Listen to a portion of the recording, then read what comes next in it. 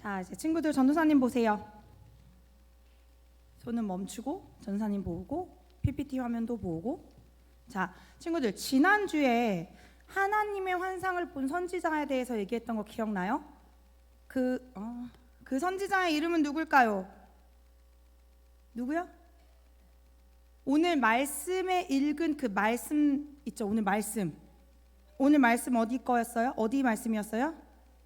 맞아요. 그분이 바로 지난주에 성전에서 물이 나오는 환상을 보신 선지자고, 오늘도 이 에스겔 선지자가 하나님의 환상을 또 보았대요. 그래서 그 본 얘기를 전도사님이 해줄 건데, 자, 어느 날 하나님께서 이 에스겔 선지자를 골짜기로 데려가셨어요. 골짜기 가운데로 데려가셨는데, 우리 친구들 그림 가운데 저 밑에 깔려 있는 거 보이나요? 뭐 같아요? 해골이에요. 맞아. 해골이 마른 뼈들이 가득한 저 골짜기로 하나님께서 에스겔을 데려가셨는데, 그러면서 하나님께서 물으셨대요. 에스겔아, 너가 생각하기엔 이 뼈들이 다시 살아날 수 있겠느냐? 라고 물으시니까 에스겔이 그것은요 하나님께서만 아시지요 라고 대답했어요. 그러면서 하나님께서 다시 한번 에스겔에게 말씀하셨는데, 뭐라고 말씀하셨는지 우리 친구들 잘 귀 기울여야 돼요. 하나님께서 다시 에스겔에게 말씀하십니다. 너는 이 모든 뼈들에게 말하여라. 너희 마른 뼈들아, 여호와의 말씀을 들을지어다. 내가 생기를 너희에게 들어가게 하리니 너희는 살아나리라. 너희 위에 힘줄을 두고 살을 입히고 가죽을 덮고 너희 속에 생기를 넣으리니 너희가 살아나리라. 내가 너희의 여호와이니라. 에스겔이 하나님의 이 말씀을 그대로 전하자 어떻게 됐을까요, 우리 친구들? 뼈가 진짜 살아났을까요? 맞아요. 에스겔 하나님의 말씀에 따라 뼈들이 움직이기 시작했고요. 서로 연결되기 시작했어요. 그러면서 그 위에 힘줄이 생기고 살이 오르면서 한 이 사람의 형상대로 그 뼈들이 다시 만들어졌어요. 그런데 여기서 아직 그들은 사람처럼 만들어졌지만 숨은 쉬지 않았어요.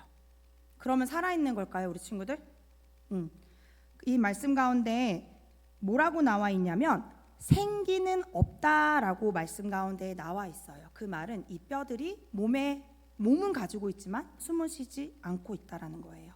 그러자 하나님께서 에스겔에게 다시 한번 말씀하셨어요. 뭐라고 말씀하셨냐면 에스겔에게 생기를 불러 그 생기가 사방에 와서 이 죽음을 당한 자들에게 불어서 이 자들이 다시 살아나게 하여라 라고 말씀하셨고, 에스겔은 그 말씀대로 선포하자 이 사람들이 어떻게 됐을까?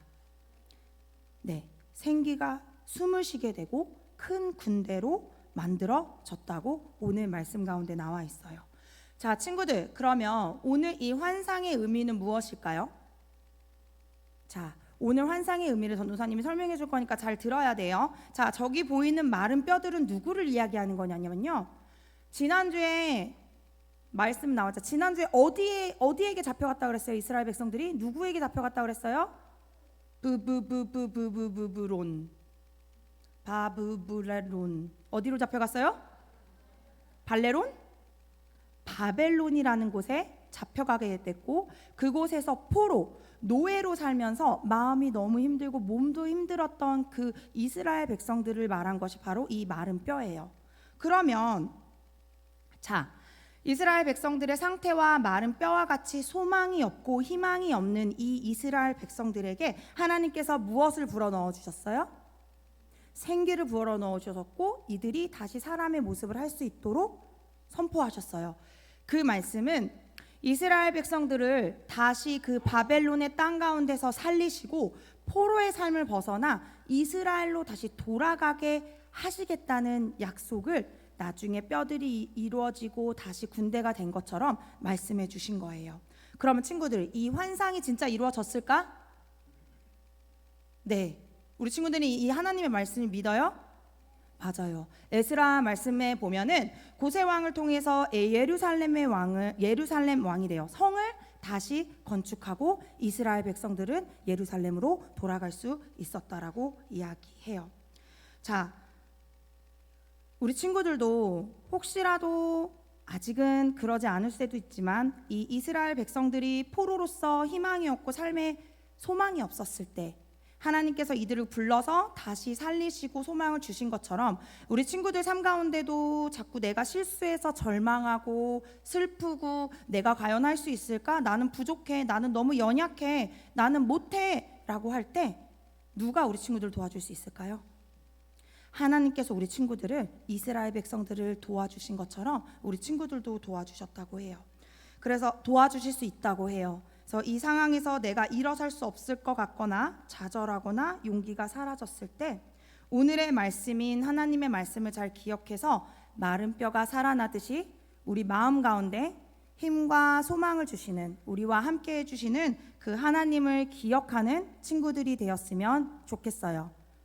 그래서 좌절과 절망 가운데 새 희망을 주시는 하나님을 의지하며 살아가는 우리 동원교회 친구들이 되기를 축복합니다. 그렇게 할 수 있는 친구들은 아멘.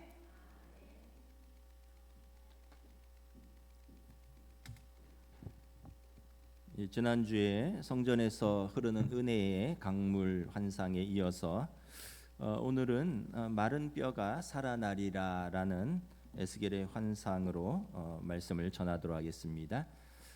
우리 에스겔 선지자 잠깐 다시 한번 알아보면 성경 에스겔 1장에 보면 제사장 부시의 아들이고 선지자입니다. 선지자 또는 선견자라고 하는데 선견자는 하나님 미리 보여주신 것을, 또 선지자는 하나님 미리 계시를 통해 깨닫게 하신 것을 전하는 사람입니다. 주전 593년에 바벨론 2차 침공 때 유다 여호야긴 왕과 함께 에스겔 선지자도 바벨론 포로로 잡혀갔습니다.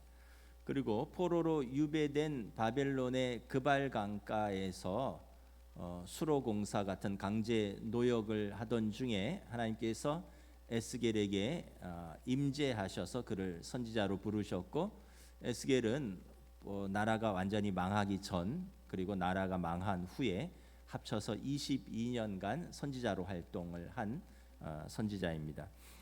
그 당시 이제 에스겔이 처한 현실은 에스겔이 포로로 잡혀올 때 이미 그 국군은 굉장히 기울었습니다. 여호야긴 왕과 함께 포로로 잡혀왔는데 그 다음 왕 시드기야 왕이 유다의 마지막 왕입니다. 11년간 통치하고 바벨론의 3차 침공 때 느부갓네살 왕에 의해서 이제 시드기야도 이제 나라가 망하는 것이죠.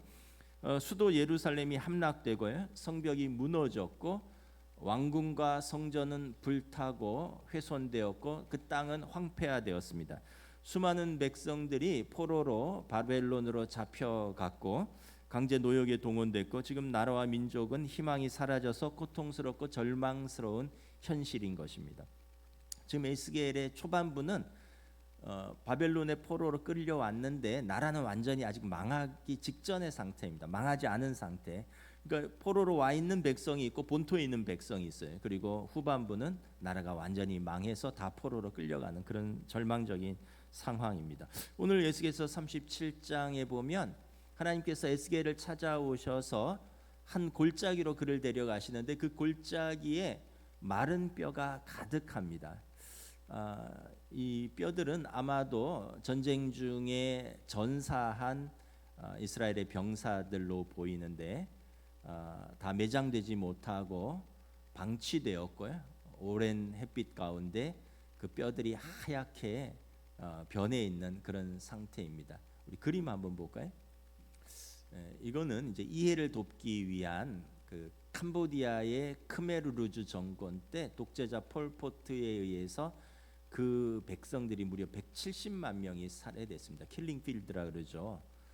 그때의 그 어떤 뼈들과 유골들입니다. 아마 저런 것들이 이 골짜기에 하얗게 돼서 가득 펼쳐져 있었습니다. 근데 하나님의 말씀이 생기를 너희에게 들어가라 명령하셨고요. 그랬더니 막 뼈들이 막 그 소리를 내면서 척척척척 맞기 시작하는 겁니다. 우리 마치 영화에서 뭐 로보캅이나 뭐 이런 것처럼 막 쥐잉척 쥐잉척 쥐잉징 하면서 힘줄이 쫙 생기고 살갗이 탁 입혀지고 가죽이 덮이고 사람의 형체가 됐고 하나님이 거기에 생기가 들어가라 이랬더니 이제 이 사람들이 죽기 전에 그 이스라엘의 큰 군대로 일어서는 그 환상을 본 것입니다. 선견자라고도 했죠. 선지자는 하나님께서 미리 보여주신 것 거기에 대한 하나님의 계시를 그가 백성에게 전하는 사람이 선견자, 선지자입니다. 하나님께서는 이스라엘 백성에게 에스겔을 통하여 이 보여주신 환상을 통해서 전하시고자 하는 하나님의 뜻이 무엇일까요? 먼저는 여러분 이 찾아오시는 하나님입니다. 마를 뼈를 살리시는 그 환상을 통해서 하나님께서 이스라엘 백성에게 주시는 메시지는 내가 너희를 잊지 않았다라는 거예요. 찾아오시는 하나님입니다. 절망의 골짜기에 빠져 있는 에스겔과 그 이스라엘 백성을 하나님께서 찾아오십니다. 우리 1, 2절 다시 한번 봉독하도록 하겠습니다. 시작. 여호와께서 권능으로 내게 임하시고 그의 영으로 나를 데리고 가서 골짜기 가운데 두셨는데 거기 뼈가 가득하더라. 나를 그 뼈 사방으로 지나가게 하시기로 본즉 그 골짜기 지면에 뼈가 심이 많고 아주 말랐더라. 지금 에스겔은 그 바벨론의 그발 강가에서 포로 생활을 하고 있는데 하나님께서 환상 중에 지난번 예배 때는 성전으로 데려가셨잖아요. 예루살렘 성전을. 오늘은 한 골짜기로 데려가시는 거예요. 에스겔을 찾아오셔서 골짜기로 데려가십니다. 그때 에스겔과 그 이스라엘 백성은 골짜기에 가득한 마른 뼈처럼 소망이 없는 죽은 것과 다름없는 그런 상황이었다고 봐도 됩니다. 나라는 망해가고 있고요. 성전은 빼앗겼고 또 이후에 이제 그 북이스라엘과 남유다가 분리되어서 너무 오랫동안 분리되어서 서로 합쳐질 가능성도 없고 이 백성들이 지금 다 망해서 여기저기 포로로 끌려간 상황에서 다시 힘을 내어서 나라를 회복하고 통일을 이루는 것은 이 거대한 바벨론 제국을 보니까 이거는 죽은 시체가 일어나는 것보다도 더 어려운 상황이었습니다. 그래서 희망을 완전히 잃어버리고 있는 거예요. 우리는 그 땅으로 다시 돌아갈 수 없다. 이러한 이스라엘의 절망적인 고백이 11절에 그대로 나옵니다. 우리 11절 함께 봉독하겠습니다. 또 내게 이르시되 인자야 이 뼈들은 이스라엘 온 족속이라. 그들이 이르기를 우리의 뼈들이 말랐고 우리의 소망이 없어졌으니 우리는 다 멸절되었다 하느니라. 여러분 그 뼈들이 말랐고 우리의 소망도 이 뼈처럼 말랐고 우리는 다 멸절되었다. 이게 이스라엘의 그 현 상태에 대한 고백입니다. 혹시 여러분 이러한 상황을 맞이해 본 적 있으십니까? 뭐 어른들은 다 한 번씩 있을 거예요. 인생을 살다 보면 어떤 때 뼈들이 말라서 소망이 다 없어진 그런 절망적인 상황을 맞이할 때가 있습니다. 뭐 정도의 차이만 있지 우리 어쩌면 청소년들도 경험해 봤을 수 있어요. 반복해서 시험에 실패할 때, 반복해서 취직에 실패할 때, 또 연인들이 어느 날 사랑하는 연인에게서 이별 통보를 일방적으로 받았을 때, 사랑해서 결혼을 해서 가정을 이뤘는데 누군가의 잘못으로 그 가정을 더 이상 유지할 수 없을 때 그 절망감, 아직 한창 가정을 부양하고 아이들을 양육해야 되는데 실직하거나 명퇴하고 직장을 또는 일터가 굉장히 어려워졌을 때 그 절망감, 아직 젊고 한참 할 일이 많은데 어느 날 병원에서 중병을 선고받고 크게 낙심할 때, 이 외에도 뭐 인생을 살다 보면 뭐 내 잘못이고 또는 다른 사람의 잘못 때문에 아니면 누구의 잘못도 아닌데 이런 일어난 일들이 참 많이 있습니다. 마치 그 찰리 채플린의 말처럼 인생은 멀리서 보면 희극인데 가까이서 보면 비극이라고. 다 멀리서는 좋아 보이지만 가까이 들여다보면 다 문제가 있고요, 다 슬픔이 있습니다. 근데 여러분 기억하십시오. 마른 뼈가 가득한 골짜기에 하나님께서 에스겔을 먼저 찾아오셨어요. 에스겔과 이스라엘 백성을 먼저 찾아오셨어요. 에스겔과 이스라엘 백성이 하나님을 먼저 찾은 게 아니에요. 하나님께서 먼저 에스겔과 이스라엘 백성을 먼저 찾아오셨습니다. 그 카일 아이들먼이라는 분이 쓴 책처럼 나의 끝 예수의 시작이라는 것처럼 나의 끝이 하나님의 시작이 되는 것입니다. 나의 끝에 하나님이 찾아오시니 여러분 새롭게 시작되고 변화가 일어나는 것입니다. 여러분 개그우먼 조혜련 씨 아시죠? 이분 간증을 들어보면 정말 열심히 살았어요. 머리도 굉장히 좋더라고요. 원래 뭐 한양대학교 인문계를 갈 실력이 됐는데 연극영화과로 지원을 했습니다. 89학번이 93년도에 데뷔를 해서 뭐 3사 방송을 누비면서 엄청나게 활동을 했죠. 뭐 희극이면 희극, 노래면 노래, 판을 낸 가수입니다. 뭐 또 예능이면 예능, 스포츠면 스포츠. 요즘 여러분 뭐 씨름이라든가 골대녀 이런 데 보면 골키퍼로 활약하잖아요. 못하는 게 없어요. 어학도 굉장히 잘해요. 일본어와 중국어에 능통합니다. 굉장히 똑똑한 여자분이고 굉장히 열심히 산 분이에요. 개그맨으로는 최초로 2005년에 일본 방송으로 진출을 합니다. 일본 방송에서 6개월 동안 집 방 하나 얻어놓고 죽기 살기로 일본어 공부해서 6개월 만에 일본 방송에서 그 개그를 하는 그런 방송인이 된 거예요. 그 당시에 가수나 연기자가 진출을 했지 개그맨이 일본 방송에 진출한 적은 최초입니다.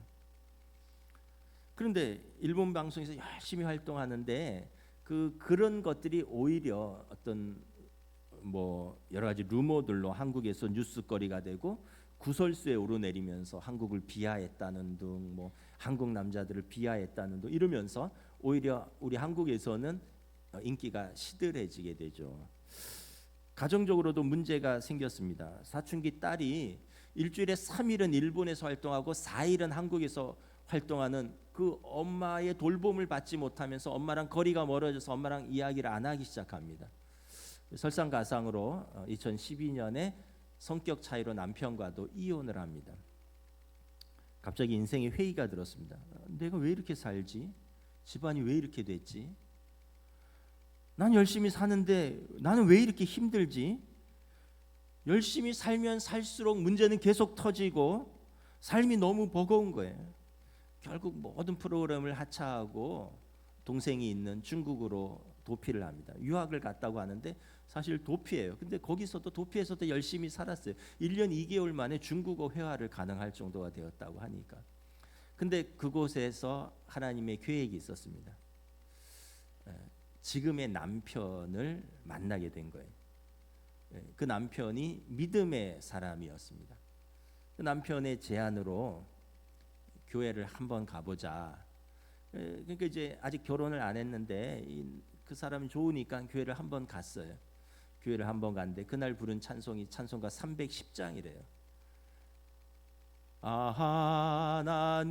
하나님의 은혜로 있을 데 없는 자, 자기 같으래요. 있을 데 없는 자, 한국, 일본, 중국 정신없이 뛰었는데 결국은 쓸데없는 자 같은 그런 나한테 하나님의 은혜가 있을까? 이 찬송가에서 문득 호기심이 생겼고 하나님에 대해서 궁금해졌대요. 그리고 그날 그 다음 주부터 계속 교회를 나가기를 시작을 하는 거예요.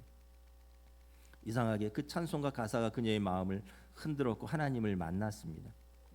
그리고 하나님을 만난 것이 삶의 전환점이 되어서 이제 삶이 다시 바뀌게 되어서 다시 일어섰죠. 딸하고도 회복했고요. 다시 가정도 이루었고요. 방송도 얼마나 활발하게 활동합니까? 방송만 활동하나요? 여러분 기독교계의 스타입니다. 1년에 100회 이상 간증을 해요. 5년 동안 예수 믿고 5년 동안 700회 간증을 했대요.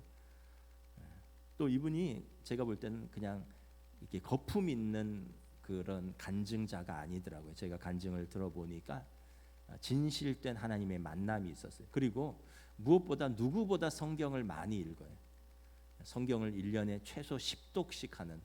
그러니까 이 간증에 진짜 마음에 와닿는 게 있어요. 조혜린 씨 말씀에 내가 내 인생의 끝이라 생각되는 그때 하나님께서 나를 찾아오셨다.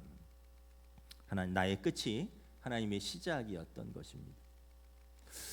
여러분, 왜 나의 끝이 하나님의 시작일까요?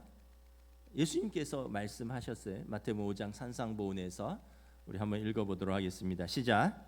심령이 가난한 자는 복이 있나니 천국이 그들의 것이며. 우리가 흔히 잘 나갈 때, 바쁠 때와 여러분 우리가 그 절망 중에, 고난 중에 있을 때 가장 분명한 두 가지 차이가 있어요. 첫째는 마음이 가난해지는 겁니다. 마음이 가난해지는 거예요. 마음이 낮아지는 거예요. 여러분, 마음이 낮아지면 여러분 하나님과 시선을 맞출 수가 있어요. 그리고 하나님의 음성이 들리기 시작해요. 바쁠 때, 잘 나갈 때는 하나님의 시선이 안 마주쳤어요. 하나님의 음성이 들렸는데 크게 안 들렸어요. 근데 마음이 가난해지니까, 마음이 낮아지니까 하나님과 시선이 마주치고 하나님의 음성이 크게 들리는 거예요. 모세도 신명기 8장에서 비슷한 말씀을 했습니다. 내 하나님 여호와께서 이 40년 동안에 내게 광야 길을 걷게 하신 것을 기억하라. 이는 너를 낮추시며 너를 시험하사 내 마음이 어떠한지 그 명령을 지키는지 지키지 않는지 알려 하심이라. 너를 낮추시며 너를 줄이게 하시며 또 너도 알지 못하며 내 조상들도 알지 못하던 만나를 내게 먹이신 것은 사람이 떡으로만 사는 것이 아니요 여호와의 입에서 나오는 모든 말씀으로 사는 줄을 내게 알게 하려 하심이라. 우리가 인생의 광야 길을 걸을 때, 우리의 마음이 낮아질 때, 그때 하나님의 말씀을 내가 지켰는가 안 지켰는가 돌아보게 된다는 거예요. 그러면서 사람이 떡으로만 사는 것이 아니구나, 하나님의 말씀으로 사는구나, 이걸 깨닫게 된다는 거예요. 그러니까 여러분, 광야길을 걷는 것이 우리에게 더 유익이라는 거예요. 물론 한없이 광야길만 걸으면 안 되겠지만 그 길을 통과해야지만 약속의 땅에 비로소 도달할 수 있다라는 것이에요. 여러분, 혹시 여러분의 지금 끝에, 땅 끝에 서 있다고, 벼랑 끝에 서 있다고 생각되시는 분이 계십니까? 여러분의 끝이 하나님의 시작입니다. 찾아오시는 하나님을 신뢰하십시오. 하나님께서 우리의 모든 걸 다 알고 계셔요. 시편 139편에 감찰하시는 하나님이라고 이제 하나님이 다 알고 계셔요. 여러분, 한번 저와 여러분이 교독하도록 하겠습니다. 한 절씩 교독하겠습니다. 여호와여, 주께서 나를 살펴보셨으므로 나를 아시나이다.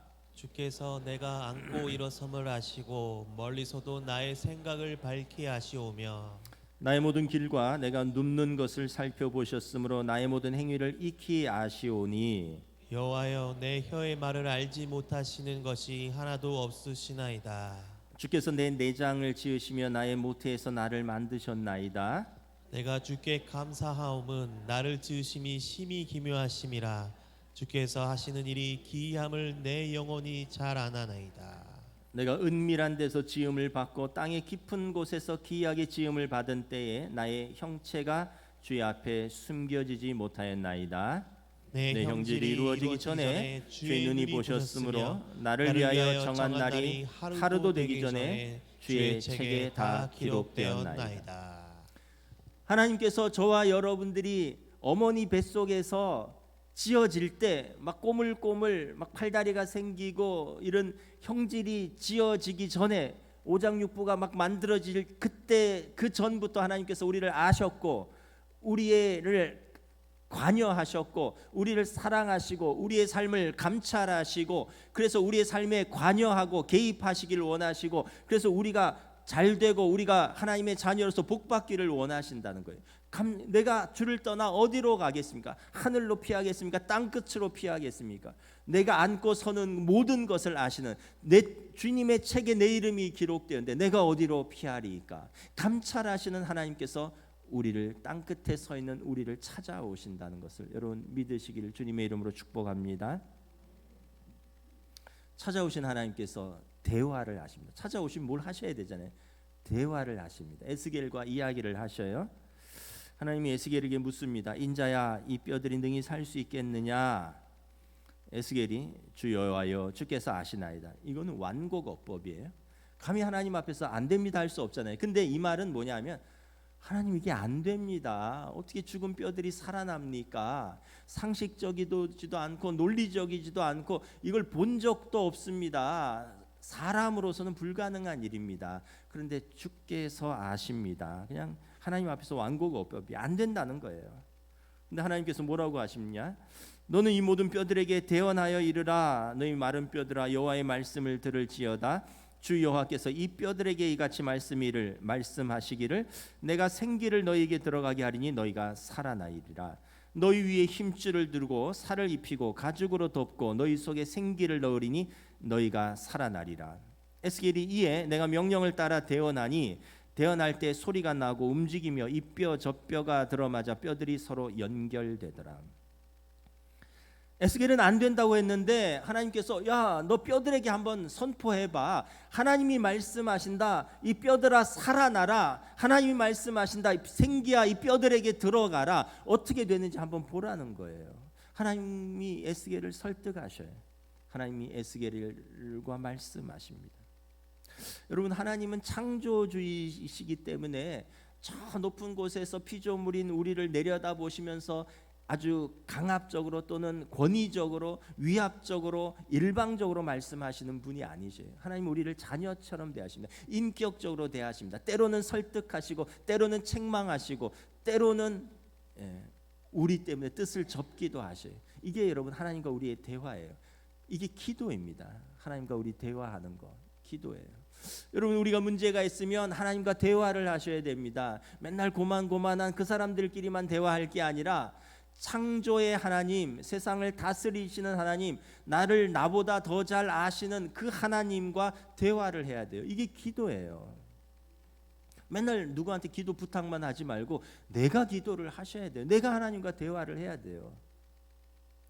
성경에 보면 하나님과 대화하는 게 여러분 너무 어렵지 않아요. 창세기 18장에 보면 하나님이 아브라함과 대화를 하셔요.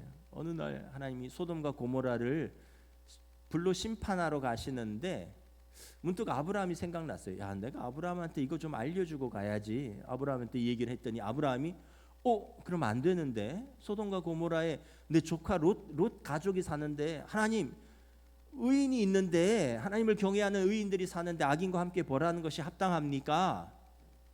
하나님 성품에 그게 맞습니까? 그랬더니 하나님이 그래 그럼 그쪽에 의인이 정말 50명이 있으면 내가 살려줄게. 아브라함이 생각해 보니까 없는 거예요. 45인이면 안 될까요? 하나님 좀만 깎아주세요. 40명, 30명, 20명 몇 명까지 깎죠? 10명까지 깎잖아요. 하나님 10명만 있어도 좀 살려주세요. 그래 하나님이 그래 알았다. 그리고 성경에 보면 하나님은 아브라함과 말씀을 마치시고 자기 곳으로 돌아갔더라. 하나님은 하나님의 가셔야 할 방향으로 아브라함의 곳으로. 그러니까 여러분 기도는 하나님과 어떻게 보면 각자 할 말 하면서 하나님과 대화하면서 절충하고 뭐 거래라고 하면 좀 그렇지만 때로는 하나님을 설득하고 때로는 하나님께 내가 설득당하는 그런 과정이에요. 하나님이 그것 때문에 야 너가 내가 멸망하겠다는데 50인데 그걸 또 깎어 40 내가 장사꾼이냐 하지 않으셔요. 하나님은 깎아주셔요. 출애굽기 32장에 보면 하나님과 모세의 대화가 나옵니다. 모세가 이 출애굽 시내산에서 늦게 내려오니까 이스라엘 백성이 금송아지를 만들어서 거기에서 막 뛰놀았거든요. 하나님이 진노하십니다. 야, 네 백성 내가 하나님 백성이라고 하지 않아요. 너 백성 내가 멸하고 내가 모세 너와 새롭게 시작하겠다. 그랬더니 모세가 안 됩니다. 하나님 어떻게 건져낸 백성입니까? 그러면 이방 민족들이 야 하나님이 자기 백성을 기껏 애굽에서 건졌더니 광야에서 죽이셨다. 하나님의 이름이 욕먹습니다. 그리고 우리 조상 아브라함, 야곱, 이삭에게 하셨던 그 언약을 하나님 기억하셔야죠. 그랬더니 하나님께서 뭐라 그러셨어요? 뜻을 돌이키사 진노를 멈추셨더라. 하나님이 뜻을 돌이키시기도 하셔요. 아브라함하고는 거래를 하시고 모세와는 뜻을 돌이키셔요. 우리의 기도에 때로는 하나님이 뜻을 돌이키시기도 하십니다. 여러분 두렵고 무섭고 때로는 징계라고 생각될 때 하나님 앞에 싹싹 비는 거예요. 하나님 살려주세요. 잘못했어요. 그럼 하나님께서 불쌍히 여기서 뜻을 돌이키시기도 하셔요. 왜냐하면 하나님은 아버지시니까. 자녀가 잘못했다 그러면 뜻을 돌이키시기도 하셔요. 열왕기상 19장에 보면 하나님과 엘리야의 대화가 나옵니다. 엘리야가 갈멜산에서 그 850대 1로 거짓 선지자들과 싸워서 이기고 완전히 번아웃 됐어요. 이세벨이 자기 목숨을 찾는다는 이야기를 듣고 도망을 쳤는데 하나님께서 로뎀 나무가로 인도하시고 그를 먹이고 재우십니다. 구운 떡과 물을 공급하시고 푹 재우셔요. 그리고 푹 쉬게 하시고 힘내서 40주야를 걸어서 호렙산으로 올라갑니다. 근데 엘리야가 주춤주춤하는 거예요. 하나님께서 엘리야를 부르셔요. 너 내 앞에 나와서 서라. 너 뭐 하는 거냐? 하나님, 내가 열심히 특심이었지 않는 거 알지 않습니까? 그런데 지금 다 죽고 나만 홀로 남았습니다. 내가 지금 뭘 할 수 있겠습니까? 하나님께서 뭐라고 하십니까? 야, 너 말고 바알에게 무릎 꿇지 않은 선지자 7,000명이 더 있다. 너는 가서 너의 할 일을 해라. 책망을 하셔요. 때로는 이렇게 낙심하고 주저앉아 있는 그런 자들을 불러일으키시고 책망하시고 다시 기운을 불러넣으시고 다시 사명의 자리로 보내시기도 하셔요. 여러분, 이게 기도의 힘이에요. 기도는 하나님과 우리의 대화예요. 무슨 기도든지 좋습니다. 좋은 기도가 따로 없어요. 그냥 하나님과 대화를 시작을 하셔요. 때로는 하나님이 우리와 대화하시고 절충하시고, 때로는 하나님이 뜻을 접으시기도 하시고, 때로는 우리의 뜻을 접게 하시고 하나님의 뜻을 관철시키기도 하십니다. 오늘 하나님께서 에스겔과 찾아오셔서 대화하십니다. 벼랑 끝에 서 있는 여러분들과 하나님 말씀하시기를 원하십니다. 여러분, 기도의 자리로 나아가시기를 주님의 이름으로 축복합니다. 그리고 하나님께서 살리십니다. 하나님의 말씀으로 살리시고 생기를 불어 넣으십니다. 여러분, 말씀이 살려요. 말씀이 히브리어로 디베르인데, 이게 하나님이 천지를 말씀으로 창조하셨잖아요. 천지를 창조하시고 세상을 다스리시는 하나님의 지혜입니다. 이 지혜와 섭리에 하나님의 말씀이 임하자 마른 뼈들이 막 살아납니다. 여러분, 7절 8절 함께 봉독합니다. 이에 내가 명령을 따라 태어나니 태어날 때 소리가 나고 움직이며 이 뼈 저 뼈가 들어맞아 뼈들이 서로 연결되더라. 내가 또 보니 그 뼈에 힘줄이 생기고 살이 오르며 그 위에 가죽이 덮이나 생기는 없더라. 마른 뼈들에게 하나님의 말씀이 임하니까, 하나님의 말씀을 대언하니까 막 생명이 살아나는 것입니다. 하얗게 변해서 골짜기 여기저기 널브러져 있던 뼈들이 소리를 내면서 이 뼈 저 뼈가 들어맞으면서 연결됩니다. 연결된 뼈에 힘줄이 생기고 살이 오르면서 가죽이 덮입니다. 아직 생기는 없지만 사람의 형체를 완전히 이룬 것입니다. 하나님의 말씀이 임하면 이렇게 널브러져 있던 것들이 질서가 잡히고 서로 연결되어서 삶의 질서가 바로 잡히는 것입니다. 히브리서 4장 12절부터 13절 말씀 함께 봉독합니다. 하나님의 말씀은 살아있고 활력이 있어 좌우의 날선 어떤 검보다도 예리하여 혼과 영과 및 관절과 골수를 찔러 쪼개기까지 하며 또 마음의 생각과 뜻을 판단하나니 지으신 것이 하나도 그 앞에 나타나지 않음이 없고 우리의 결산을 받으실 이의 눈앞에 만물이 벌거벗은 것 같이 드러나느니라. 하나님의 말씀은 좌우의 날선 어떤 검보다도 예리해서 우리의 모든 것을 찔러 쪼개고 나누고요, 하나님 앞에 감추고 숨길 것이 하나도 없이 다 드러납니다. 그러므로 말씀 앞에 설 때 우리가 어두움이 사라지고 그림자가 사라지고 빛 가운데서 우리의 삶의 질서가 잡히는 것입니다. 아까 조혜련 집사님 그 별명이 뭐냐면 성경 바람잡이래요. 이분이 남편 따라서 교회 갔다가 예수를 믿게 됐잖아요. 그리고 이분 특징이 공부를 열심히 하는 거예요. 그래서 일본어 공부, 뭐 중국어 공부, 뭐 자기 개발서 책도 내고 공부를 되게 열심히 했던 사람이에요. 옛날에는 뭐 남묘 호랭개교인가 창가협회 그쪽 종교에도 심취했었고 불교에도 심취했었고, 근데 예수 믿으니까 예수님 하나님에 대해서 너무 알고 싶은 거예요. 그래서 성경을 읽어야 되잖아요. 하나님에 대해서 알고 싶으면 여러분 뭐 하셔요? 드라마 보셔요? 유튜브 보시면 하나님에 대해서 알게 됩니까? 성경을 읽어야죠. 조혜련 집사님이 너무 예수 믿으면서 너무 의아한 게 하나 있더래요. 왜 사람 교회 다니면서 신앙생활 하는데 사람들이 성경을 안 읽지? 그 사람들이 믿는 하나님이 누군가에게 전해 들은 하나님, 목사의 설교를 통해서 전해 들은 하나님, 아니면 자기가 상상하는 하나님을 믿더라는 거예요. 하나님은 이럴 것이야. 근데 자기는 너무 이해가 안 되더래. 성경에 나와 있는데 이 책에 하나님에 대해서 너무 자세히 나와 있는데 왜 남에게 전해 들은 하나님, 내가 상상하는 하나님을 믿을까? 나는 성경을 읽으면서 하나님을 배우고 싶다. 1년에 10독씩 했고 요즘도 1년에 8독씩 한대. 예수 믿은 지 이제 10년이 넘었으니까 이분은 100독은 했을 거예요. 너무 부끄러워요. 제가 한 10독 했을까? 부분적으로는 뭐 많이 읽었지만 전체 읽은 거는, 물론 신약은 여러 번 읽었어요. 신약은 우리 교회에서 옛날에 사순절에 1독씩 했으니까. 근데 구약까지 합하면 아마, 근데 조혜련 집사님은 100독 가까이 읽은 거예요. 여러분, 나이 많다고 눈이 안 보인다, 글씨 모른다고 그런 것도 좀, 조혜련 씨 어머니가 딸을 통해서 전도를 받았는데 5년 동안 52독을 했대요. 초등학교를 못 나왔대요. 42년생인데 이 어머니가 초등학교를 못 나오신 분이 27일마다 성경을 1독씩 하는 거예요. 엄마도 딸같이 억척인가 봐요. 그러니까 이게 하여튼 보통 분이 아닌 거죠. 그러면서 성경을 읽으면서 깨달은 두 가지가 있다는 거예요. 첫째는 하나님 아버지의 마음을 깨달았대요.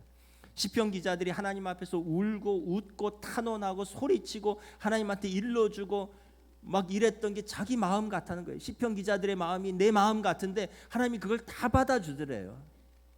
하나님의 마음을 알 수 있었대요. 두 번째는 말씀이 삶에서 실질적으로 힘과 용기를 준다는 것을 깨달았대요. 창세기 39장에 요셉이 감옥에 갇혔는데 하나님께서 그를 형통하게 하셨더라. 감옥에 갇혔는데 뭐가 형통할까?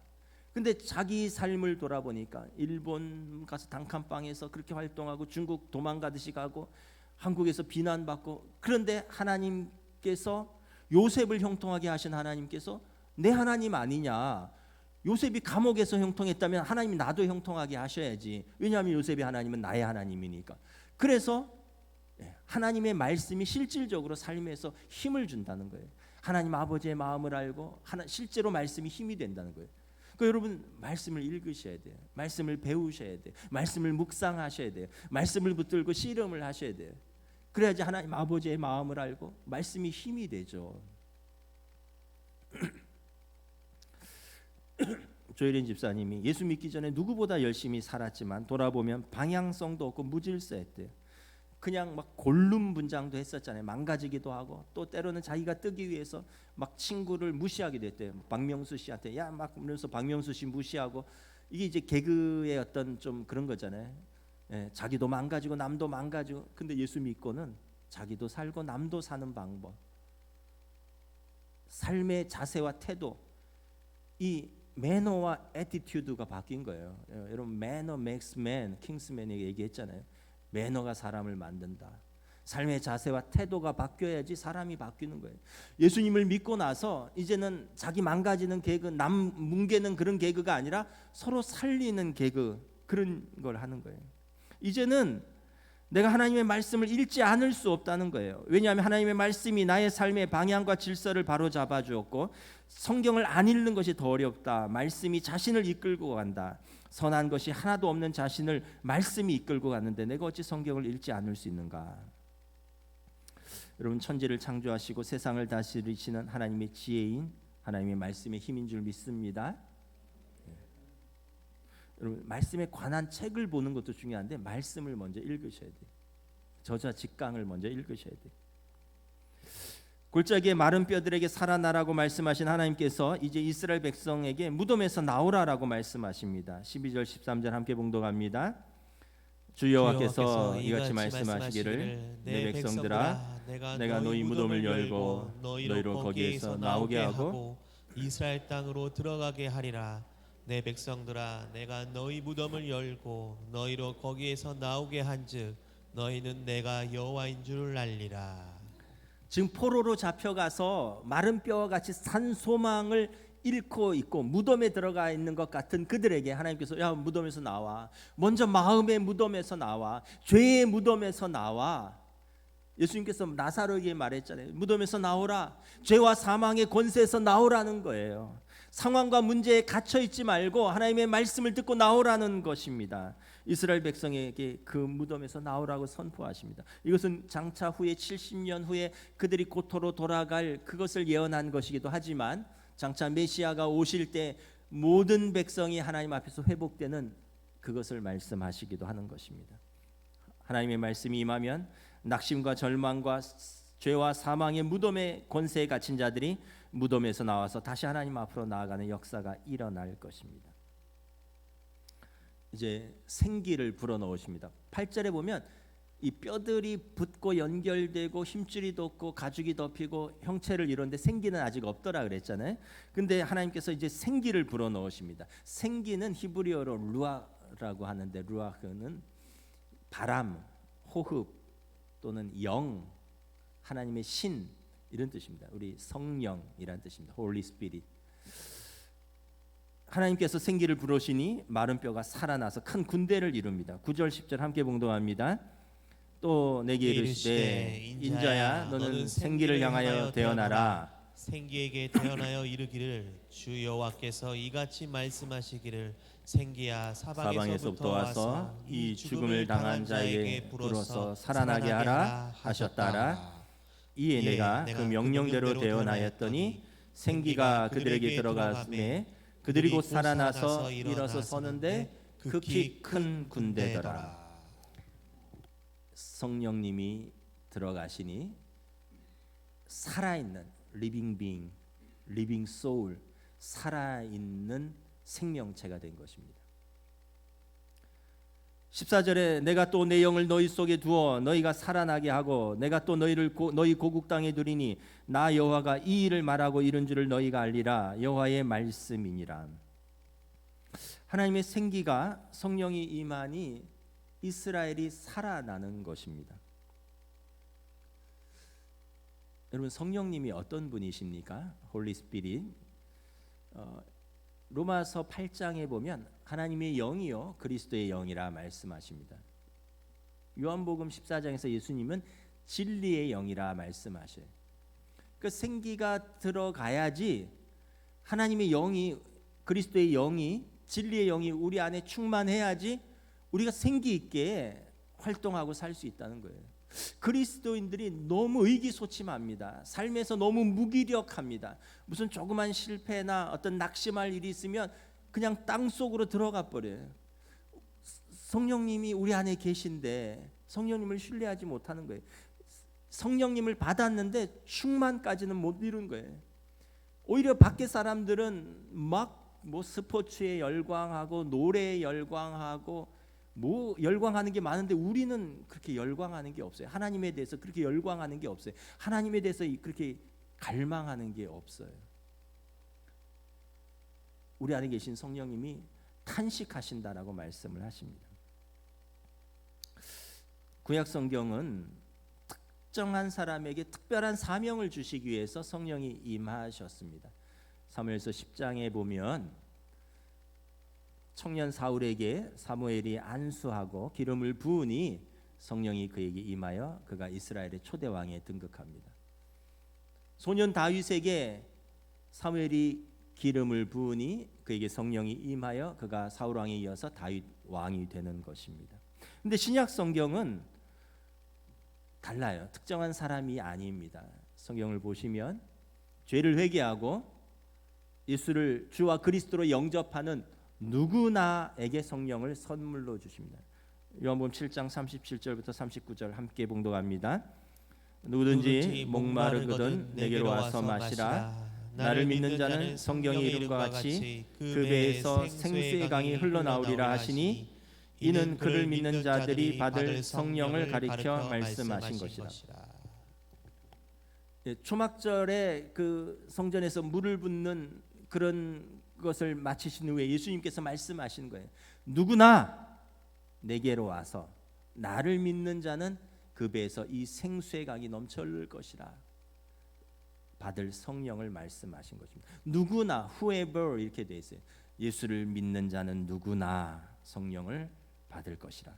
사도행전 2장 38절에서 베드로가 이렇게 말씀합니다. 함께 읽습니다. 베드로가 이르되 너희가 회개하여 각각 예수 그리스도의 이름으로 세례를 받고 죄 사함을 받으라. 그리하면 성령의 선물을 받으리니.